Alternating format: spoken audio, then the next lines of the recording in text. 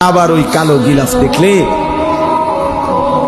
মদিনার ওই সবুজ গম্বুজ দেখলে কলিজা ঠান্ডা হয়ে যাবে, চোখ সুখ পাবে, চোখের তৃপ্তি হবে, দেখার মজা মিলবে। আল্লাহ কোরআনে বলছেন ইয়াশহাদু মানাফিআ লাহুম। আল্লাহকে যদি জিজ্ঞেস করে বান্দা কেন আমি হজে যাব, আল্লাহ বলে আয়েশা দেখো, লিয়াশহাদু, সে যেন আয়েশা দেখে। আইসো বান্দা, আসো না আমার ঘরে, আসো, আমি দেখাবো কুদরতের কি পরিমাণ নিদর্শন।